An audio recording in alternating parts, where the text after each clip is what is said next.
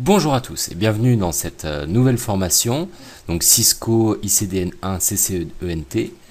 Nous allons voir dans cette formation donc comment préparer la certification ICDN1 CCENT, donc qui a été retravaillée dernièrement. Donc je vais vous présenter ici dans cette vidéo ce qu'on va faire dans cette formation exactement. En quoi va vous servir cette certification, pourquoi la passer, etc. Également les outils que nous allons utiliser. Et tout. Donc, je vais commencer par me présenter. Je vous parlerai ensuite de Cisco Systems, des différentes certifications que Cisco propose, de la CCENT en particulier, des prérequis que vous avez besoin pour cette formation, du plan de formation et enfin des outils nécessaires. Donc, commençons par ma personne. Je m'appelle donc Noël Massé. Je suis formateur consultant freelance, expert Unix et logiciels libres. Vous pouvez retrouver pas mal d'informations à mon sujet, aussi bien sur Viadeo que sur Visualize Me si vous vous intéressez particulièrement à mon parcours. Vous pouvez également consulter mon blog qui est actuellement en refonte sur noelmassé.com et retrouver pas mal de ressources, particulièrement sur Linux, étant donné que c'est mon expertise. Mais nous allons ici parler de réseau, ce qui fait également partie de mes compétences. Donc, parlons de Cisco pour commencer, l'entreprise sur laquelle nous allons parler des produits dont nous allons parler, qui propose des produits dont nous allons parler.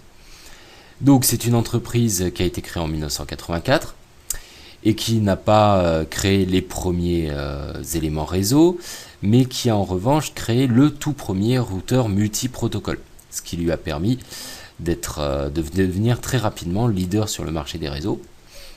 Donc ce premier routeur multiprotocole permettait d'interconnecter, comme son nom l'indique, comme son descriptif l'indique, des réseaux utilisant des protocoles de communication différents, ce qui, au début de la société, donc dans les années 80, n'était pas évident. Donc aujourd'hui, c'est l'entreprise leader de nombreux domaines, notamment les réseaux et la téléphonie. Cisco travaille sur d'autres domaines. Par exemple, ils se sont lancés dans les serveurs dernièrement. Donc c'est une entreprise très vaste. Concernant le leadership de Cisco et donc ses parts de marché, au troisième trimestre 2012, selon les sources de Dell'Oro, cette entreprise représentait 77% tout de même des routeurs d'entreprise, soit un marché de 855 millions de dollars. Et ainsi que 84% des routeurs d'accès, soit un marché de 671 millions de dollars. Donc vous voyez bien toute l'importance de Cisco sur le marché. C'est une société qui est incontournable, heureusement ou malheureusement, suivant les points de vue. Donc, concernant les certifications de Cisco, il y a 7 parcours de certification différents, ceux s'intéressant au routing et au switching, donc c'est celui que nous entamons dans ce cours, mais ce cours sera applicable pour tous les parcours différents. Ceux concernant le design, la sécurité des réseaux, les différents services, le stockage en réseau, la VoIP et le sans fil. Donc dans chacun de ces parcours, nous avons 3 niveaux. L'associate, donc la CCNA, le professionnel, CCNP, CCDP, CCSP, CCIP et CCVP, chacun étant pour chaque parcours, NP pour le network, DP pour le design, SP pour les services, etc., etc. Et enfin, vous avez le niveau expert, donc avec la CCIE ou la CCDE, ainsi que pour le parcours design en particulier, une toute dernière certification au-delà du niveau expert, qui s'appelle Design Architect, donc c'est la CCAR. Donc si vous voulez aller vraiment très loin dans le parcours de certification Cisco. Donc à tout cela a été rajouté un niveau d'entrée commun à tous les parcours, la CCENT, que nous allons donc travailler ensemble ici. Donc cette CCENT, c'est quoi? C'est la Cisco Certified Entry Networking Technician. Donc elle permet de vous certifier en tant que technicien ayant des compétences de base sur le matériel Cisco et ayant également toutes les connaissances basiques des réseaux informatiques. Donc on va s'intéresser dans ce cours aussi bien à la configuration basique de nos switches, de nos routeurs, donc là avec Cisco iOS, donc c'est vraiment spécifique Cisco, mais également à toute la théorie, donc dans le premier chapitre sur les fondamentaux, donc des réseaux. Donc vous pouvez très bien utiliser ce cours comme une base pour la préparation de n'importe quel parcours dans les réseaux. Donc c'est une certification bien entendu qui est bien reconnue. Je vous incite bien entendu cependant à continuer votre parcours directement après la CCNET par la CCNA ou la CCDA pour véritablement être parfaitement reconnu en tant que professionnel Cisco, sans quoi vous ne serez reconnu que comme débutant des réseaux Cisco. Donc concernant les prérequis, qu'est-ce que vous avez besoin de savoir pour entamer ce cours? Ils sont quasi nuls. Je vais couvrir dans cette formation tous les fondamentaux concernant les réseaux, l'essentiel des fondamentaux concernant les réseaux. Donc vous n'avez pas besoin de connaissances préalables. On va même commencer dans la première vidéo ensuite par définir ce qu'est un réseau. Donc on va vraiment partir de la base. Bien entendu, cela demande tout de même d'avoir une bonne connaissance et pratique de l'informatique. Je vais vous demander par exemple d'utiliser certains outils sous Windows ou sous Linux comme vous le désirez, ou sous Mac OS X. Bien entendu, vous devez un petit peu connaître votre système et pouvoir installer ces outils. C'est un minimum à n'importe quel cours informatique. Du moins sur Alform. Donc, le plan de formation, qu'est-ce que nous allons voir exactement dans tout ce parcours? Donc nous allons tout d'abord traiter, comme je le disais, les fondamentaux des réseaux. Donc là, on va voir beaucoup de théories. On va voir les concepts fondamentaux, c'est-à-dire les différents types de réseaux, leur topologie, etc. Nous allons voir également les modèles TCP/IP et OSI, les différents médias et composants permettant de structurer un réseau, et enfin les protocoles.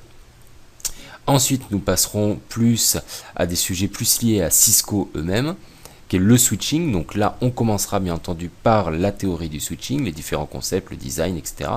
Et ensuite, on passera à la configuration spécifique Cisco. Ensuite, on parlera d'adressage IP. Donc, on verra pas mal de théories ici aussi sur les classes, les sous-réseaux, le VLSR, etc. Aussi bien sur l'IPv4 que de l'IPv6. Nous parlerons ensuite de routage IP, donc encore une fois théorie et pratique, donc les concepts, les protocoles et la configuration spécifique à Cisco. Et enfin, on verra la configuration et un petit peu de théorie sur les différents services IP, donc le DHCP, l'ACL et le NAT.